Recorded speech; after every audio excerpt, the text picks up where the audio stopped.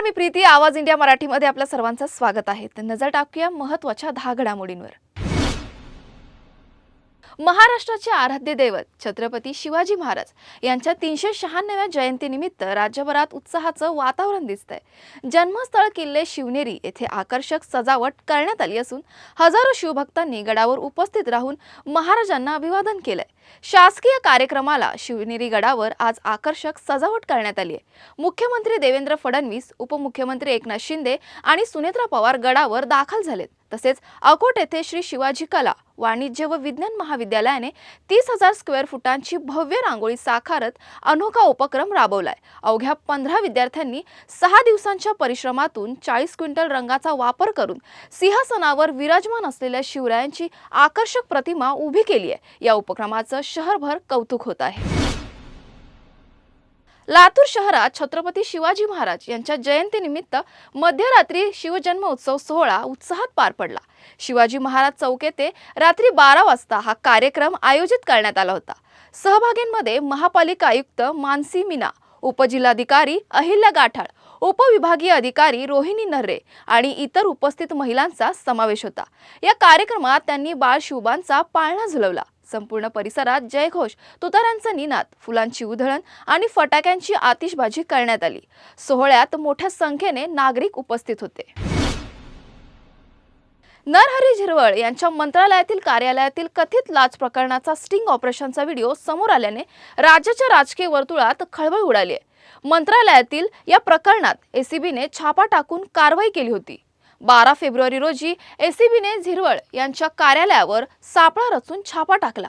या कारवाईत कार्यालयातील क्लर्क राजेंद्र धेरंगे यांना 50,000 रुपयांची लाच मागितल्या प्रकरणी रंगेहात पकडण्यात आलं. मेडिकल परवाना निलंबन रद्द करून देण्यासाठी त्याने संबंधित व्यक्तीकडे 50,000 रुपयांची मागणी केल्याचा आरोप आहे. त्यापैकी 35,000 रुपये स्वीकारताना एसीबीने त्याला अटक केली. दरम्यान जानेवारी ते फेब्रुवारी दरम्यानचा एक व्हिडिओ व्हायरल झाला असून त्यात धेरंगे लाच मागताना दिसत असल्याचा दावा केला जातोय. व्हिडिओमध्ये तो 50 घेऊन ये आणि तुझं काम करून घेऊन जा, साहेब येतील, पुढच्या हप्त्यात यावं लागेल असं बोलताना ऐकू येत असल्याचं सांगितलं जातंय. आणखीन एका तक्रारदाराकडूनही लाच मागितल्याची माहिती समोर आली असून त्याने एसीबीकडे तक्रार केल्यानंतर सापळा रचण्यात आलाय.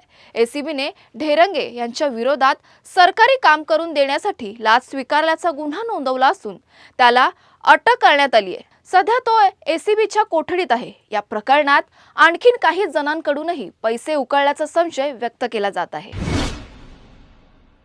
अजित पवार यांच्या विमान अपघातानंतर त्यांच्या कुटुंबियांकडून पहिल्यांदाच अधिकृत प्रतिक्रिया समोर आली आहे.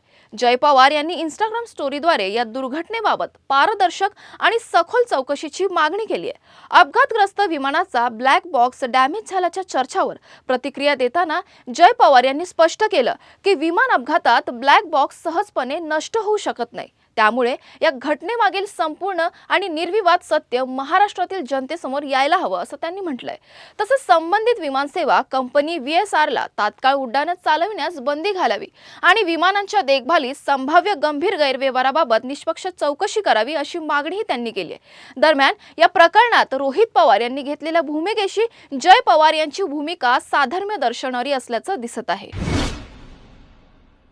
रोहित पवार यांनी केलेल्या आरोपांनंतर केंद्रीय नागरी उड्डाण मंत्री राम नायडू यांच्या बाजूने स्पष्टीकरण समोर आलंय.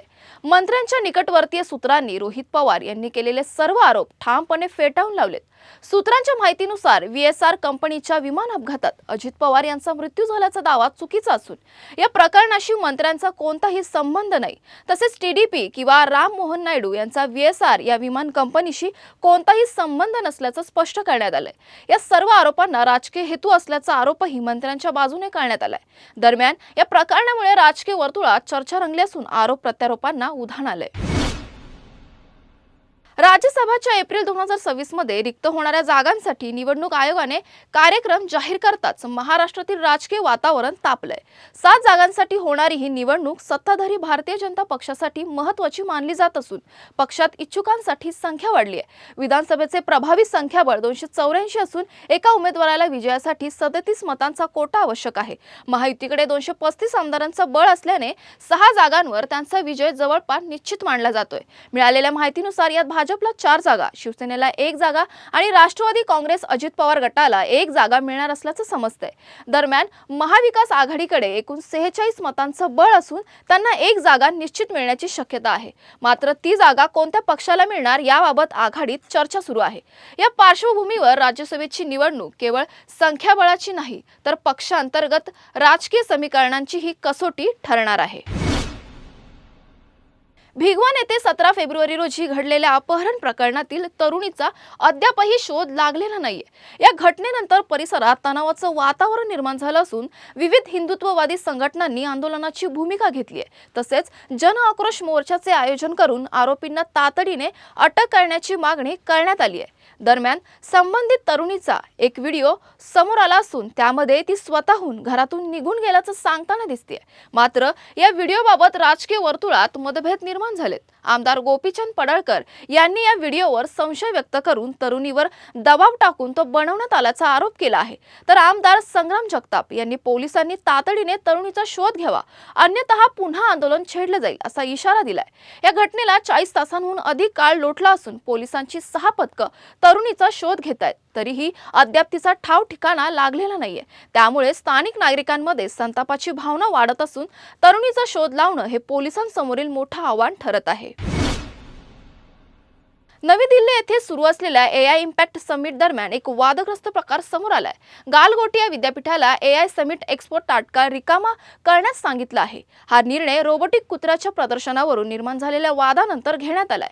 सोशल मीडियावर व्हायरल झालेल्या व्हिडिओमध्ये विद्यापीठाच्या प्रतिनिधींनी ओरियन नावाचा रोबोटिक डॉग त्यांच्या सेंटर ऑफ एक्सलन्समध्ये विकसित केल्याचा दावा केल्याचं दिसतंय।